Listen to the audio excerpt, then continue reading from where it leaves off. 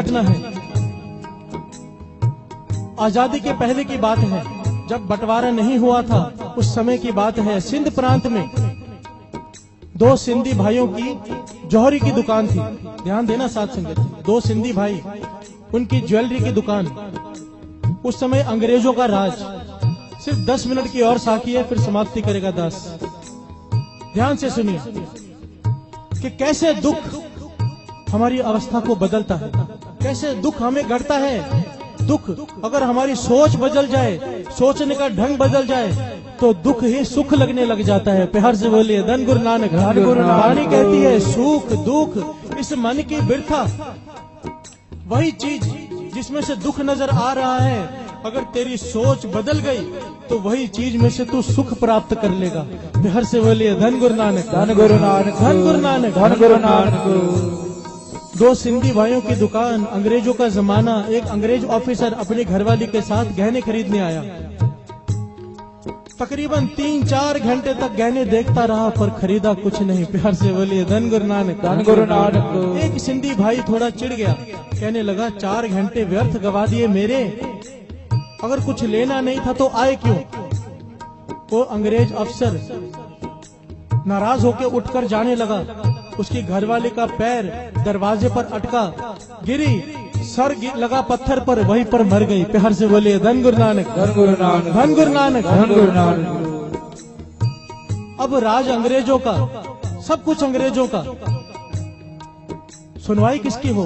अंग्रेज ने केस कर दिया कि इन दोनों सिंधी भाइयों ने मेरी घरवाली को मारा है।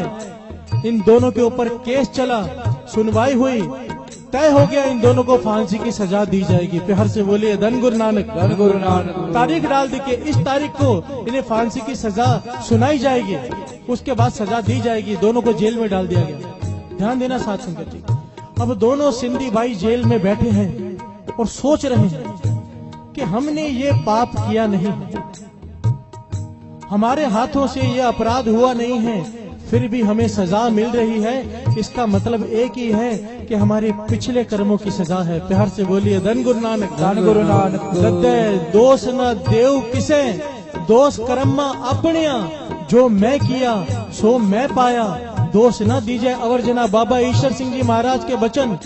सजा बिना कसूर के नहीं मिलती, सजा बिना कसूर के नहीं मिलती, कसूर चाहे पिछले जन्म का क्यों ना हो। प्यार से बोलिए धन गुरु नानक, धन गुरु नानक। ये दोनों सिंधी भाई महापुरुषों की संगत करते थे, इन्हें ज्ञान था। आपस में विचार की, पिछले कर्म धोने का तरीका एक ही है, नाम। क्यों ना हम अपना नित्यनेम बढ़ा लें। इतिहास में लिखा है 11-11 जपजी सब्जी के पाठ ये वैसे ही रोज करते थे। ध्यान देना, हमारे जैसा कोई होता तो गुरु नानक से कंप्लेन करनी शुरू कर देता कि मैं रोज सुबह 11 पाठ जपजी सब्जी के करता हूँ, फिर भी जेल में बैठा हूँ, जा आज से मैं तुझे गुरु नहीं मानता। घर से बोलिए धन गुरु नानक, धन गुरु नानक। पर नहीं, गुरु से कंप्लेन नहीं की। क्या किया? गुरु नानक के चरणों में अरदास की। साथ संगत जी, इतिहास सच्ची घटना है। लिखारी लिखता है कि इन दोनों ने जेल के अंदर हर रोज 70 पाठ सुखमनी जपजी साहिब जी के करने शुरू कर दिए। हर से बोलिए धन गुरु नानक, धन गुरु नानक। 70 पाठ जपजी साहिब जी के हर रोज।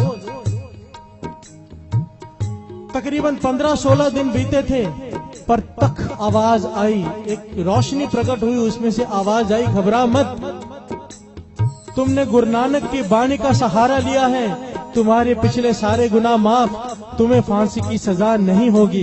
हर से बोलिए धन गुरु नानक, धन गुरु नानक। इन दोनों भाइयों को हौसला आया। अब पाठ कर रहे हैं, पर अब चाव से कर रहे हैं। पहले डर कर रहे थे, अब खुशी में कर रहे हैं, बानी पढ़ते जा रहे हैं। ये नहीं कि आवाज आ गई और अब नित्यनेम कम बंद, नहीं, अब भी नित्यनेम जारी। 70 पाठ जपजी साहिब जी के रोज कर रहे हैं।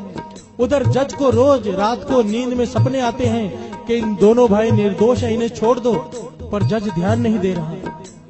जिस दिन तारीख थी, जज ने कलम पकड़ी दोनों को सजा देने के लिए, जज के हाथ की कलम चल ही नहीं रही है। प्यार से बोले धन गुरु नानक, धन गुरु नानक। कोशिश कर रहा है, उसका हाथ नहीं चल पा रहा, उसका शरीर नहीं हिल पा रहा। आवाज आई जोर से, तुझे कहा है ये गुरु नानक के सिख हैं, इन्हें छोड़ दे। प्यार से बोलिए धन गुरु नानक, धन गुरु नानक। समझ गया कोई गैबी ताकत, गैबी शक्ति इनके साथ है। जज ने बाइज्जत भरी कर दिया। प्यार से बोलिए धन गुरु नानक। धन गुरु नानक। अब ये दोनों के पास फिर कान में आवाज आई जब जेल से छूटे कि अब सीधा भुच्चो पहुंचो। प्यार से बोलिए धन गुरु नानक। धन गुरु नानक। भुच्चो बाबा आनंद सिंह जी महाराज के गुरु का स्थान बाबा महा हरनाम सिंह जी। लिखारी लिखता है कि माँ वहां बैठा रहता था।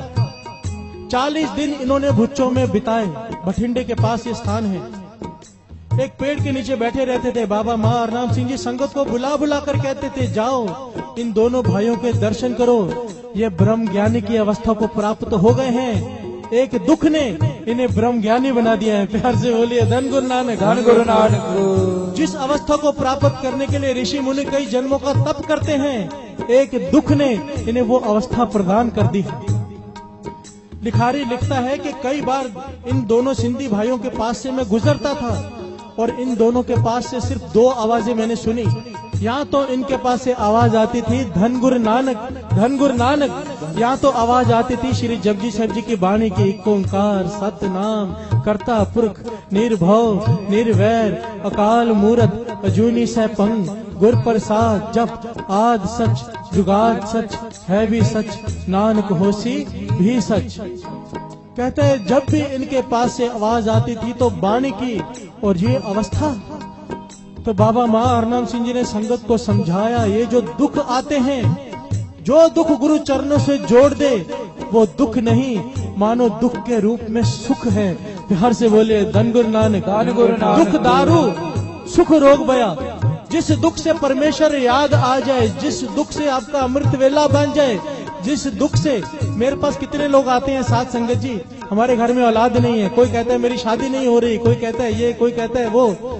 मैं कहता हूँ 40 दिन अमृत वेले आ जाओ, सीधे सीधे आ जाते हैं। प्यार से बोलिए धन गुरु नानक। धन गुरु नानक। क्यों?